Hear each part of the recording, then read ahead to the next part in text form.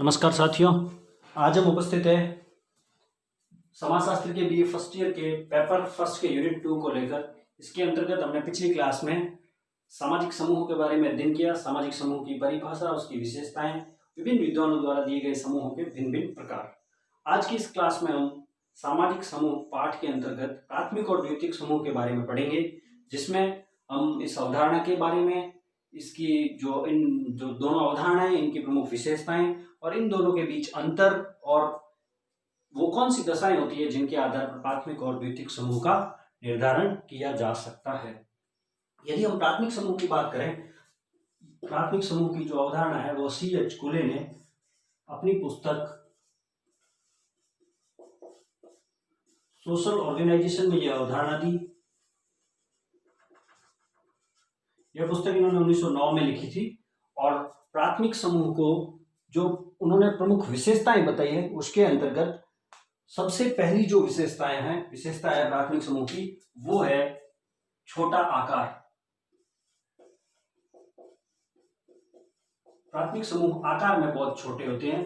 दूसरा होता है इनके जो संबंध होते हैं, समूह के अंदर आपस में जो संबंध होते हैं वो औपचारिक न होकर अनौपचारिक संबंध होते हैं और आमने सामने के संबंध होते हैं।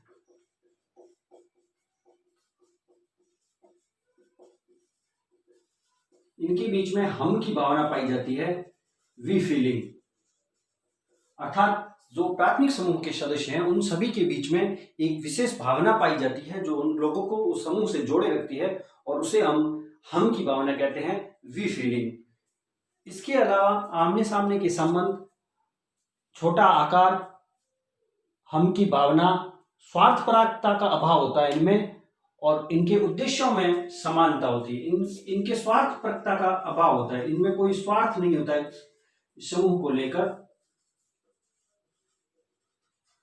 फिर है उद्देश्यों में समानता। जो प्राथमिक समूह के सदस्य होते हैं उन सभी के उद्देश्य समान होते हैं। अब हम यदि बात करें कि प्राथमिक समूह आखिर हम कहेंगे किसे, तो इसके अंतर्गत आप खुद देखेंगे कि जो जैसे परिवार है या फिर पड़ोस है, ग्रामीण पड़ोस, और क्रीड़ा समूह जो बच्चे जिसके साथ खेलते हैं, इनको आप प्राथमिक समूह कह सकते हैं। और मनुष्य के जो जीवन है उसमें प्राथमिक समूह बहुत महत्वपूर्ण होता है, क्योंकि जीवन का प्रारंभ मनुष्य प्राथमिक समूह में करता है। जैसे परिवार है तो परिवार में व्यक्ति अपना जो बचपन होता है उसको वो परिवार में ही गुजारता है। उन परिवार के लोगों के साथ वो उठता है, बैठता है, उनके व्यवहारों को देखता है, उनके व्यवहार का अनुकरण करता है। इस आधार पर परिवार, पड़ोस तथा पड़ोस मतलब नगरीय नहीं है, ग्रामीण पड़ोस है। और क्रीड़ा समूह, जिस पीर ग्रुप्स, जिसमें बच्चे अपने दोस्तों के साथ खेलते हैं। अन्य विशेषताओं के अंतर्गत व्यक्तिक और स्वाभाविक संबंध होते हैं। व्यक्तिक संबंध होते हैं प्राथमिक समूह के,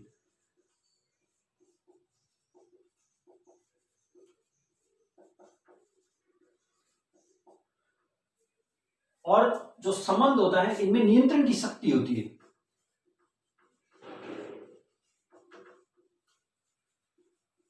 संबंधों में नियंत्रण की शक्ति होती है। यह अवधारणा C.H. कुले ने अपनी पुस्तक सोशल ऑर्गेनाइजेशन में दी। Social organisation C.H. कुले ने 1909 में लिखी थी और यह प्रश्न कई बार आ चुका है।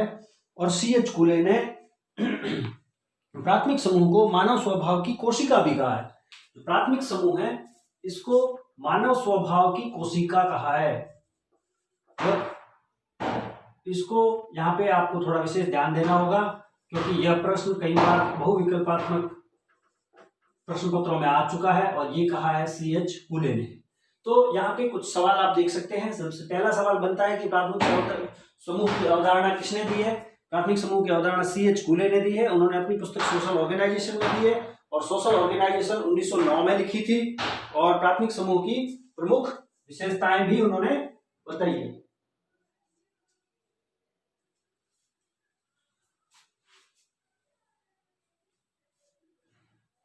प्राथमिक समूह स्वतः विकसित होता है और इसका जो समाजीकरण के एक एजेंट के रूप में भी इसे कहा गया है। अब यदि हम बात करें प्राथमिक समूह के निर्माण की दशाएं कौन कौन सी हो सकती है, यह किंग्सले डेविस ने इसमें 3 दशाएं बताई है, जिनके अंतर्गत पहली है भौतिक समीपता।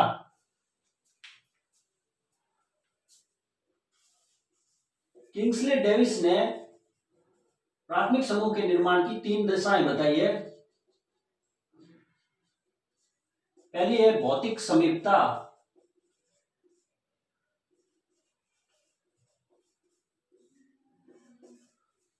भौतिक समीपता के बाद में उन्होंने जो दूसरी जो दशा बताई है वह समूह का लघु आकार और संबंधों की अवधि।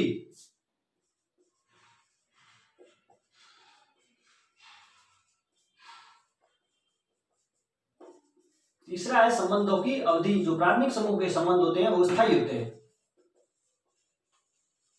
यह किंग्सले डेविस ने बताई है जो प्राथमिक समूह की प्रमुख दशाएं है।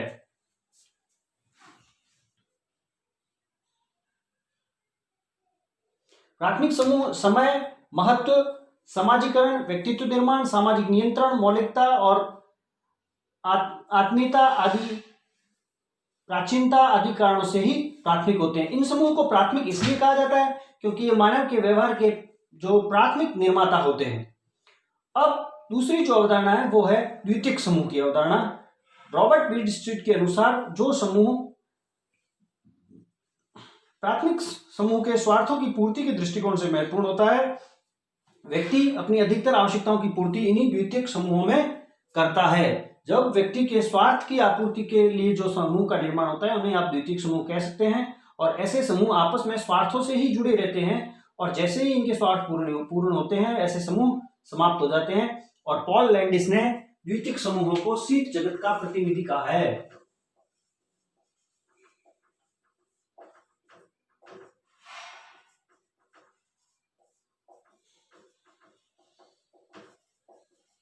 पॉल लैंडिस ने द्वितीयक समूह को शीत जगत का प्रतिनिधि कहा है। अब यदि हम द्वितीयक समूह की विशेषताओं की बात करें, जो प्राथमिक समूह की विशेषताएं हैं इनके ठीक उल्टी इनकी विशेषताएं होगी।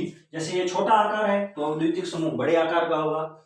आमने सामने के संबंध है तो इसमें आमने सामने के संबंध नहीं होते हैं, इसमें औपचारिक संबंध होते हैं, फॉर्मल रिलेशन होते हैं। तीसरी विशेषता है हम की भावना, इसमें हम की भावना नहीं होती, इसमें मैं की भावना होगी क्योंकि उसके स्वार्थ जुड़े हुए हैं। चौथी है स्वार्थपरकता का अभाव, प्राथमिक समूह की अवधारणा। तो इसमें द्वितीयक समूहों में स्वार्थपरकता का प्रभाव होगा, अभाव नहीं होगा क्योंकि स्वार्थ ही महत्वपूर्ण है। इनके उद्देश्यों में भी समानता नहीं होगी और इसमें संबंध व्यक्तिक नहीं होंगे और इस द्वितीयक समूह का व्यक्ति के व्यवहार पर कोई नियंत्रण नहीं हो सकता क्योंकि वो स्वार्थों के आधार पर ही निर्मित है। इसकी सदस्यता ऐच्छिक होती है, यह योजनाबद्ध तरीके से बनाए होते हैं, पारस्परिक निर्भरता होती है, अव्यक्तिक और अस्थायी संबंध होते हैं और इनका आकार भी वृहद होते हैं और ये सीमित स्वार्थों की पूर्ति के लिए होते हैं और इनमें औपचारिक संगठन भी होता है और प्रतिस्पर्धा की भावना होती है। यदि इसमें हम इसकी विशेषताओं की बात करें तो वृहद आकार होगा, फिर है संबंध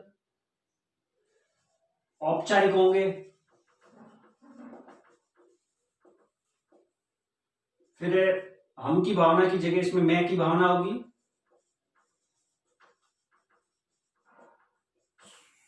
स्वार्थ का प्रभाव होगा न कि अभाव, क्योंकि अभाव तो प्राथमिक समूहों में होता है, और ऐच्छिक संबंध होते हैं इसमें क्योंकि संबंधों का निर्माण व्यक्ति अपने स्वार्थों के आधार पर ही करता है, और अवैयक्तिक संबंध होते हैं इसमें। ठीक है, तो यह था प्राथमिक समूह और द्वितीयक समूह के बारे में। यदि अब हम इन दोनों समूहों की अंतर के बारे में बात करें तो आप खुद उदाहरण से देख सकते हैं कि प्राथमिक समूह का आकार छोटा होता है जैसे परिवार है, लेकिन द्वितीयक समूह का आकार बड़ा होता है, वृहद होता है, जैसे आपका कॉलेज है। प्राथमिक समूह सरल समाजों में प्रभावशाली होते हैं जबकि द्वितीयक समूह जटिल समाजों में प्रभावी होते हैं। प्राथमिक समूहों में अनौपचारिक संबंध तथा नियंत्रण होता है जबकि द्वितीयक समूहों में औपचारिक संबंध होते हैं।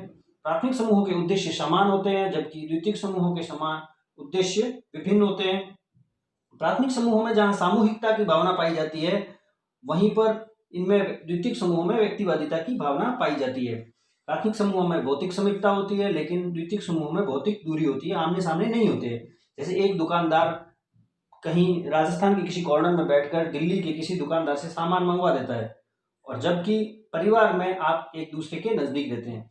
प्राथमिक समूहों में जहां हम की भावना और सहयोग की भावना होती है वहीं द्वितीयक समूहों में दे फीलिंग होती है, जिसे आप वे फीलिंग कह सकते हो। इसमें संबंध प्रत्यक्ष रूप से होते हैं, जबकि द्वितीयक समूहों में संबंध अप्रत्यक्ष रूप से होते हैं। प्राथमिक समूहों का विकास स्वतः होता है, जबकि द्वितीयक समूहों का विकास स्वतः नहीं होता है। चूंकि ये ऐच्छिक है, इसलिए इनका निर्माण भी स्वार्थों के आधार पर ही होता है। प्राथमिक समूहों के उद्देश्य दूरगामी होते हैं, जबकि द्वितीयक समूहों के उद्देश्य शीघ्रगामी होते हैं। इनकी कोई निश्चित सीमित या उद्देश्य नहीं होते हैं, जबकि द्वितीयक समूहों के उद्देश्य सुनिश्चित होते हैं। और इनको आप प्राथमिक समूहों को आप प्राचीनतम समाज कह सकते हो, जबकि द्वितीयक समूह शहरी समाज के रूप में आप समझ सकते हो। वैसे पॉल लैंडिस ने ऐसे जगत का प्रतिनिधि कहा है, और प्राथमिक समूह की अवधारणा C.H. कूले ने अपनी पुस्तक सोशल ऑर्गेनाइजेशन में दी। यह दोनों सवाल इंपॉर्टेंट है परीक्षा की दृष्टिकोण से। इस क्लास में इतना ही। Thank you.